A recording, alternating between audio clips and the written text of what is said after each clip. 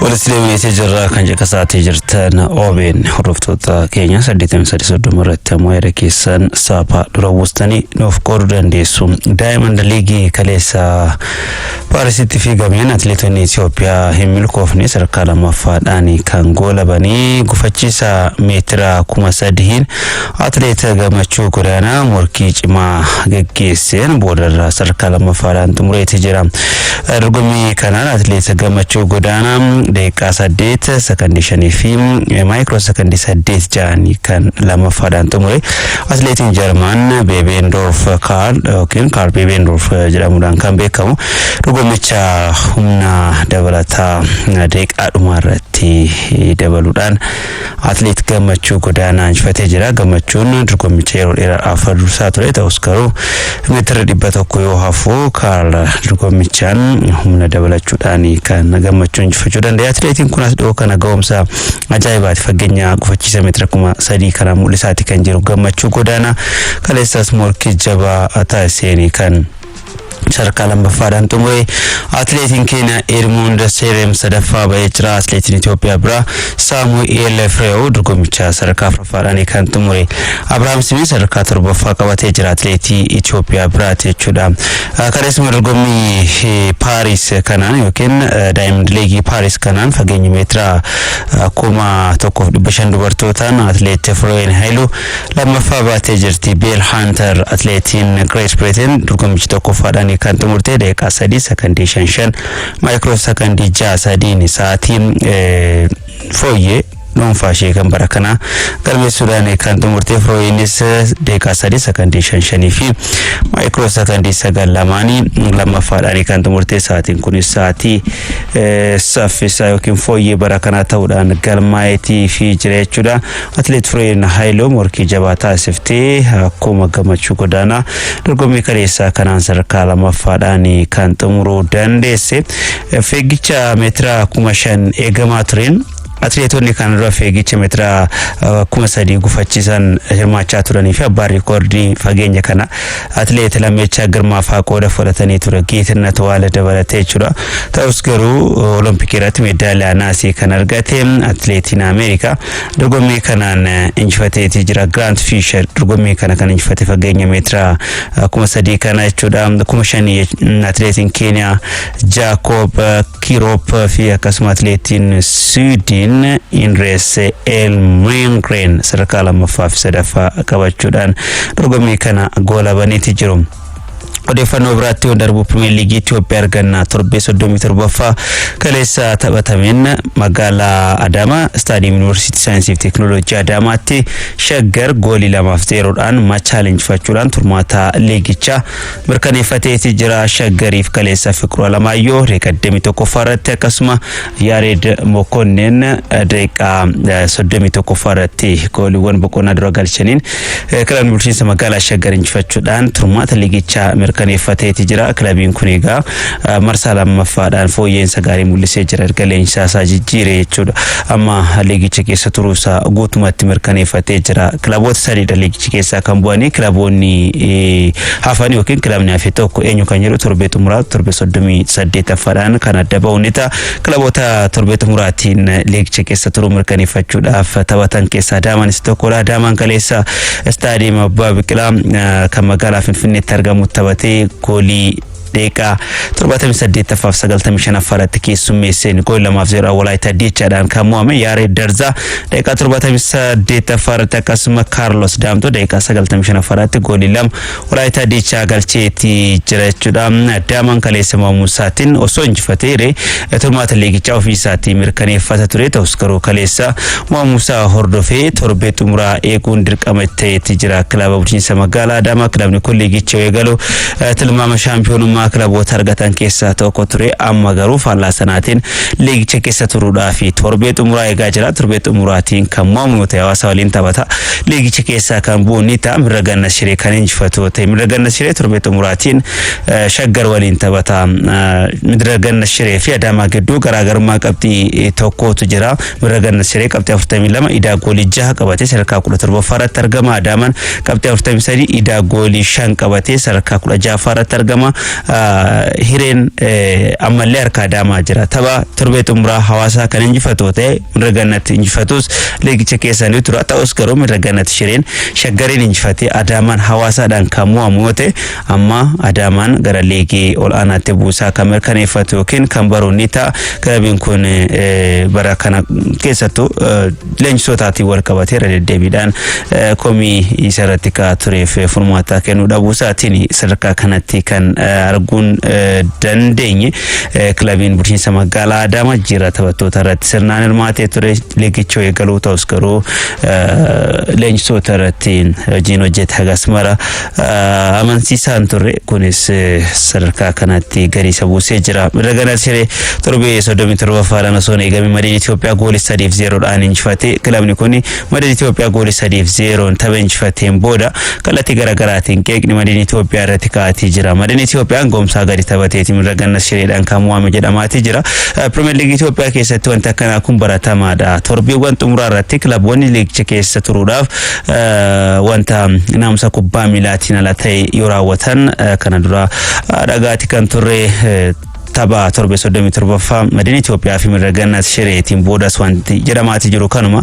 Mirra Gannat Shiree ga'umsa ittiin goolii 3 galchee keessattuu Madiin Itoophiyaa garee jabaa jedhamu injifatu hin jiru. Kun ga'umsa gadi taphachuu garee kanaa mul'isa jedhamaati kan jiru. Sanas ta'e kana garuu amma liigicha keessa turuudhaaf Adaamaan tapha torbee xumuraa Hawaasaa waliin taphatu yookiin qabu injifachuun dirqama itti. Mirra Gannat Shireen kilaba kaleessa Walaayittaa Machaalin goolii 2-0 injifatee fi liigicha keessa turuusaa mirkaneeffate. Shaggariin kan morkatu ni ta'a. Shaggar qabxii 47 sadarkaa kurnaffaa irratti argama.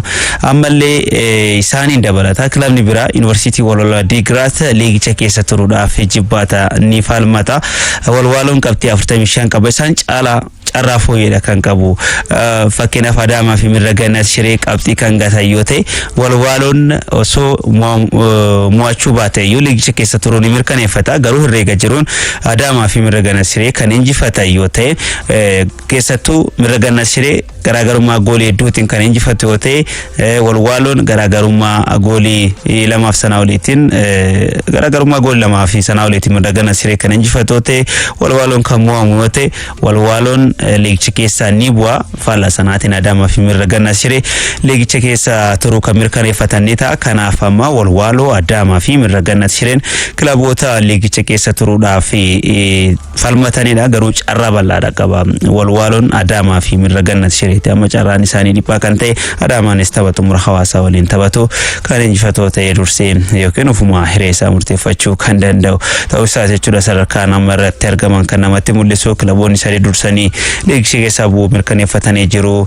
Direedawaan turtii waggaa 10 booda gara liigii olaanaatti bu'ee jira. Maqalee Sabaa Indartaa fi Arbaa Mincii kilaboota biroo liigii olaanaa Itoophiyaa bara 2019 keessatti arginudha. Amma kilabni afuraffaan eenyu kan jedhu torbee 38ffaa eeguun dirqama ta'a jechuudha. Liigichaan dursee shaampiyoonii ta'uu kan mirkaneeffate Buna Sidaamaati. Bunni Sidaamaa kaleessas milkaa'ee jira. Kilabni kun egaa barichaan ga'umsa fullaa jedhamu mul'isuu isaatiin liigichaan shaampiyoonii ta'ee jira. Sanaan ala garuu kaleessa kilabni sadarkaa lammaffaadhaan xumuruu mirkaneeffate Nageellee Arsiiti. Nageellee Arsii qabxii 60 liigicha sadarkaa lammaffaadhaan xumuruu isaa mirkaneeffatee jira. Kaleessa Machaal sadarkaa lammaffaadhaa fi kan morkachaatii tureef kilaba bulchiinsa magaalaa Shaggariin goolii 2-0 mo'amuu hordofee Nageellee Arsiin taphni torbee tokko osoo isaafu liigicha keessa turuu isaa mirkaneeffateeti jira.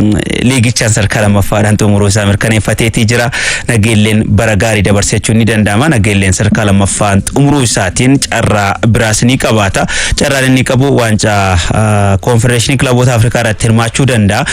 Tapha waancaa Itoophiyaa Yuunivarsiitii Walwalaa Digraat Bunni Sidaamaa waliin taphatanii Bunni Sidaamaa Yuunivarsiitii Walwalaa Digraat kan injifatu yoo ta'e Bunni Sidaamaa shaampiyoonii Pirimeer Liigii waan ta'eef waancaa Chaampiyoons Liigii kilaboota Afrikaa irratti hirmaata. Kanaaf kilabni tokko dorgommii lama irratti hirmaachuu waan hin dandeenyeef Nageellee Arsiin ammoo carraa sana fayyadamuudhaan waancaa konfedereeshinii kilaboota Afrikaa irratti kan hirmaatu ni ta'a. Kilabni kun bara kana ga'umsa gaarii mul'iseef hirmaannaan waancaa konfedereeshinii kilaboota Afrikaa isaaf mala jechuun ni danda'ama.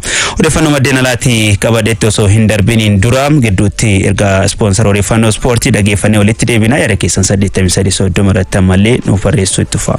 Baankii Daldala Itoophiyaa sponsor odeeffannoo ispoortii guddaa galateeffannoo odeeffannoo waancaa addunyaatiin wal qabatanatti darba. Waancaa addunyaa marsaa mootan darbuu biyyoota 32tiin kaleessa qopheessitoota keessaa takka kan taate Kanaadaan goolii 1-0 Afrikaa kibbaa injifattee biyya jalqabaa marsaa mootan darbuu biyyoota 16tiif geesse ta'uu dandeessee jirti. Taphni kun Ameerikaa Staadiyeemii Los Aanjelesitti taphatamee deeggartoonni yookiin daawwattoonni 69,237 Staadiyeemii Los Aanjelesitti argamuudhaan daawwataniiti jiru.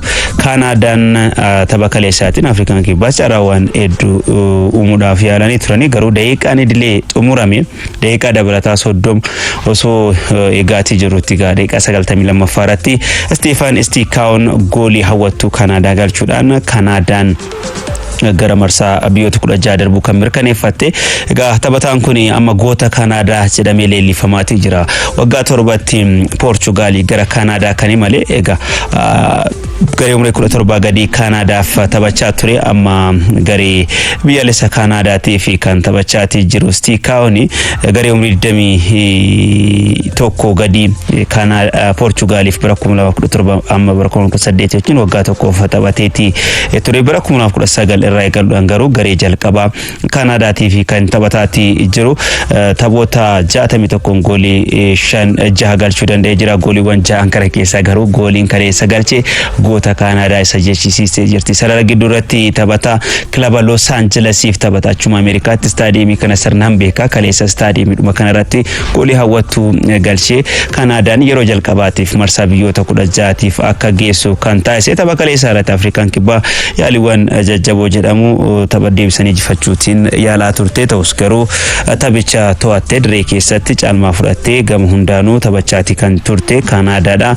Kanaadaan daqiiqaadhuma irratti goolii kana galchuudhaan kan milkoofte. Kanaadaan diree keessatti kubbaa kan to'atte kan laallu yoo ta'e kubbaadhaan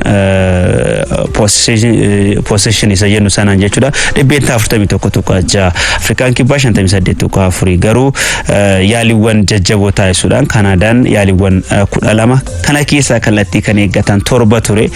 Afrikaan kibbaa yaalii kallattii eeggate tokko yaaliiwwan waliigalaa 6 taasiftee. Kana jechuun caalmaan taphaa kaleessa diree keessatti kubbaa to'achuu osoo hin ta'in kubbaa argamte carraa hedduu uumuudhaan Kanaadaan caalmaa fudhachuu isheeti kan namatti mul'isu. Diree Afrikaa kibbaa irratti 25 Kanaadaan kubbaa olaantummaa fudhattee taphachaati kan turte. Afrikaan kibbaa %8 8 qofaadha.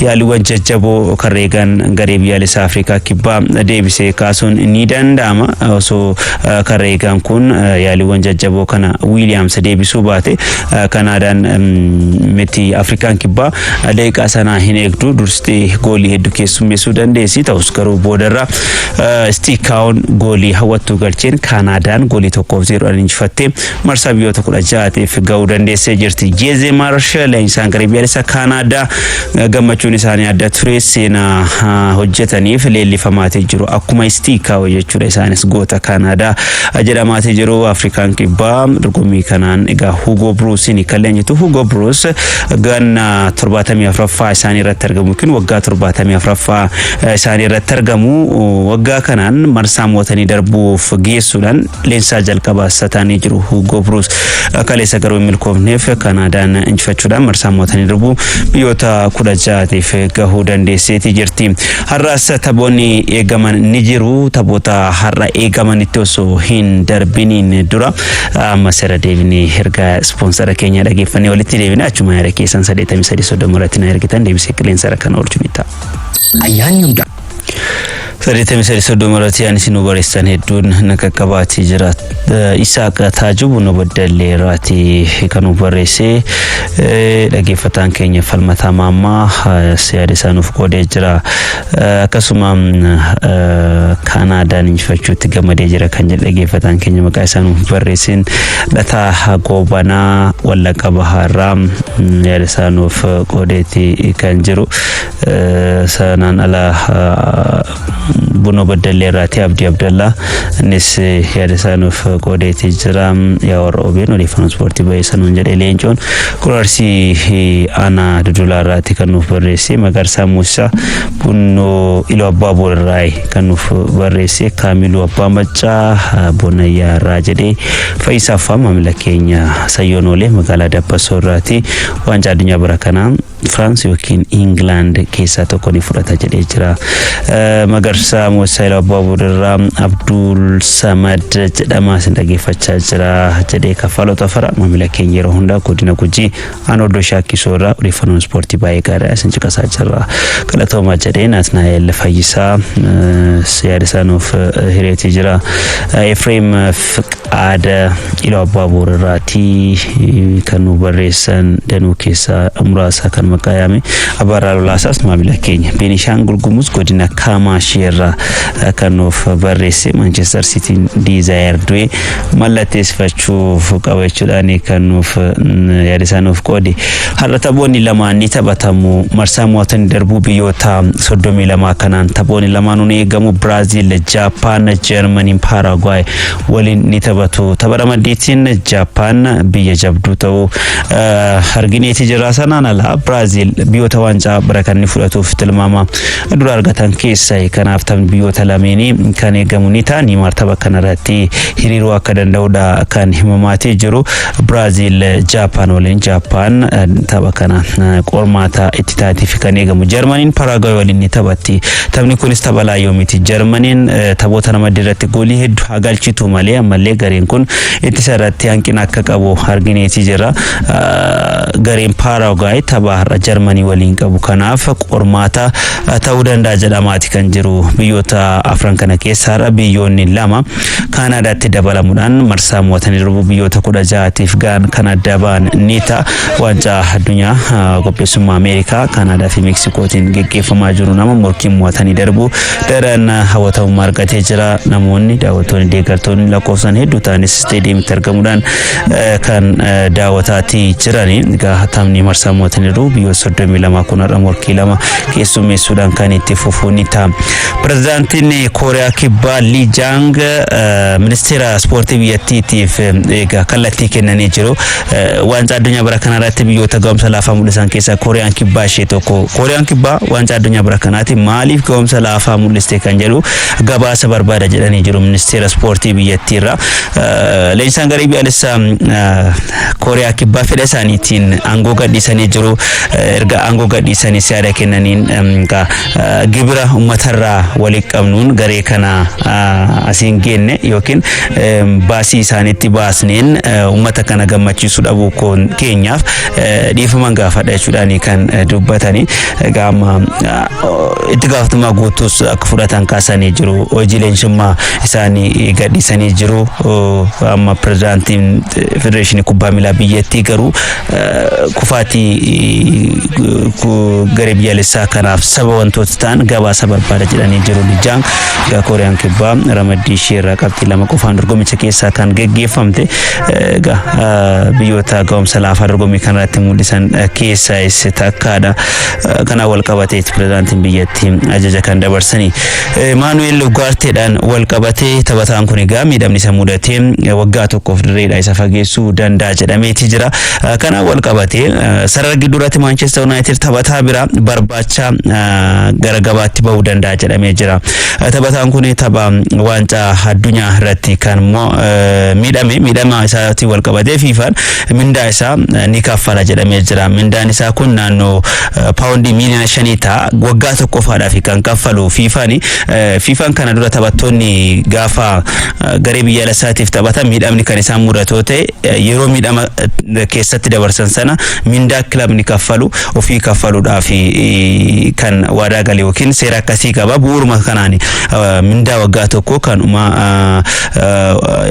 Manuel Ugarte jechuudha taphataa sarara gidduu kilaba Manchester United FIFA ni kaffala jechuudha. Kana jechuun Manchester United taphataa biraan mallatteeffachuu ni danda'a. Kaffaltii yookiin mindaa Ugarteetiin wal qabatee FIFAn guutumaan guutuutti kan kaffalu ta'uu isaati kan gabaafame.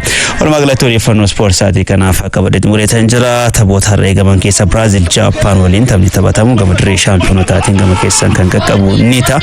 Qophiilee nafa waliin yeroo gaarii qabaadha.